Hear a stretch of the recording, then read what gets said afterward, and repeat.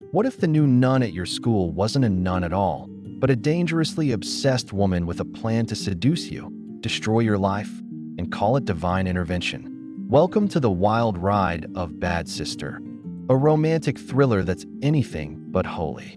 Spoilers ahead, you've been warned. The film begins innocently enough, with Jason Brady, a guitar-strumming teenage dreamboat who moonlights as a music blogger, practicing in his bedroom. Summer break is over, and he's headed back to his Catholic boarding school with his younger sister Zoe. Just your average family road trip, minus the chaos, and plus a whole lot of rosary beads. They're greeted by the stern but fair headmistress, Sister Rebecca, who does her best impression of serious nun energy as she welcomes back her students. But lurking behind her in the principal's office is someone new. Someone who watches Jason from the window just a little too long. Meet Sister Sophia, new nun on the block, full of charm, mystery, and eyeliner, which is problem number one. Sister Rebecca quickly hands her a handkerchief and instructs her to remove the makeup, reminding her this isn't a Vogue shoot. It's a Catholic school. But Sophia isn't here for God's work. Alone in her room, she opens her laptop and watches Jason's YouTube music videos like a fangirl who skipped confession for 5 years straight. She even kisses the screen. Yep, not creepy at all. Turns out, she already knows who Jason is, and she's not just randomly assigned here. This nun has plans. That very night, she sneaks out of her room and tiptoes into the dorms just to hear Jason play guitar. Because nothing says celibate lifestyle like secretly watching a teenage boy play Ed Sheeran covers. The next day, things heat up. In class, Jason is chatting with Sarah, a popular student who clearly has a crush. Sister Sophia walks in, sees the chemistry, and immediately goes full jealous ex-girlfriend mode. Except, in a habit. She scolds Sarah so harshly it's uncomfortable, and Sarah fires back. Did you even say your morning prayers today? Oof. Burn. Later in the schoolyard, Sarah and Jason share a quick kiss, and like a ghost in a bad horror movie, Sister Sophia appears out of nowhere. She orders Jason back to class and tells him to stay away from Sarah. Because why solve problems with maturity when you can stalk high schoolers? That afternoon, she lures Jason to her quarters under the pretense of discussing rules. Which is ironic, since the number one rule is that no boys are allowed in the nun's wing. Jason, bless his teenage hormones, goes anyway. The door is slightly open. Inside, Sister Sophia, minus her habit, is wearing bright red lingerie, the kind you'd expect in a Victoria's Secret ad, not a convent. Jason is understandably horrified and bolts like he just saw Satan himself. That night, he tosses and turns in bed, both disturbed and, let's be honest, confused. He can't get her out of his head. Meanwhile, Sister Sophia sneaks into the girls' dormitory and plants a pack of cigarettes in Sarah's textbook, because framing teenagers is just another step in her twisted love plan.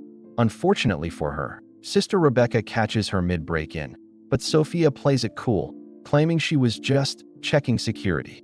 Sure, and I guess the cigarettes are just spiritual incense? The next day in class, Sarah opens her book and out falls the contraband. Total setup. Sarah's confused, in tears, but school policy is ruthless. She's suspended on the spot. But Sister Sophia isn't done yet. She makes sure Jason's weekend plans are ruined too by planting a bottle of alcohol in his dorm. During the punishment discussion, she slyly convinces the staff to go easy on him, resulting in weekend cleaning duty. Her logic? If Jason's not going home, he's within stalking range. During these volunteer hours, Sister Sophia begins showing up. She flirts. She looms. One night, she even sneaks into Jason's room and starts recording on his phone while he sleeps. When Jason wakes, she tries to seduce him again, and although he resists at first, her manipulation wears him down.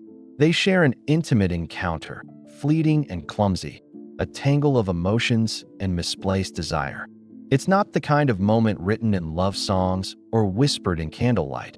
It's awkward, pressured, and full of emotional static. Jason isn't swept up in romance. He's caught in a storm of confusion, seduced by someone who knew exactly how to manipulate his vulnerabilities. Jason is filled with regret and shame. But Sophia? She's sniffing his clothes when no one's around. Yes, sniffing. Like, full-on fabric softener level obsession. Zoe walks in on her mid-creep and is horrified. Later, when she mentions it to Jason, Sister Sophia retaliates by giving her a failing grade. Because if you can't stalk the brother, punish the sister. Things spiral fast. Jason decides to confess his sins, but finds himself in the confessional with Sister Sophia instead of the priest. She blurs all boundaries, again, making Jason even more conflicted. He tries to move on, attending a school party. They kiss. Finally, a normal teenage moment. Except Jason's brain forgets to show up. Because instead of thinking about Sarah, he's mentally replaying Sister Sophia's greatest hits like a haunted mixtape. That night, he gets caught with another bottle of alcohol. Who magically shows up to save him? That's right, Sister Stalker. She bails him out and drives him to a hotel, where she tries one last time to seduce him. This time, Jason firmly rejects her. She pleads, suggesting they run away to Paris and use his family's money to start over. Jason, now fully aware of her instability, tells her she's delusional and storms out. Back at school, Sophia fakes a suicide attempt to gain Jason's sympathy. He finds her passed out, panics, but then realizes it's just another one of her twisted games. He threatens to report everything, but Sophia warns him. She has video evidence of their encounter, and she'll use it if he talks. Jason starts reconnecting with Sarah, which enrages Sophia. One night, she sneaks into the shower area and viciously attacks Sarah, leaving her unconscious. She stages it as a slip and fall, and everyone believes it, until Zoe finds Sarah's body and calls for help. But still, the school rules it an accident. In the aftermath, Jason confronts Sophia in church, accusing her of orchestrating everything. She plays innocent until she suddenly threatens him with the infamous video. Realizing they're trapped, Jason and Zoe break into Sophia's room and access her laptop, uncovering the truth. Her real name is Laura Patterson. She'd stolen the identity of the real Sister Sophia, her actual sister, and sent her away to infiltrate Jason's life. Armed with the truth, they rush to Sister Rebecca. Unfortunately, before Rebecca can expose her, Sophia attacks, knocking her unconscious. Jason and Zoe make their way to the chapel, hearts pounding, both of them knowing there's no turning back. Sister Sophia, no, Laura Patterson, is waiting inside, her expression calm, almost smug, as if she still believes she's in control. But Jason doesn't flinch. He steps forward and tells her bluntly, they know everything. Her real name, her lies, her twisted obsession, and most importantly, they're going to Sister Rebecca. At first, Laura simply stares at them, silent and unreadable. But something in her eyes shifts.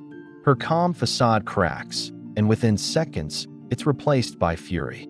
She lashes out, striking Zoe so hard she collapses to the floor.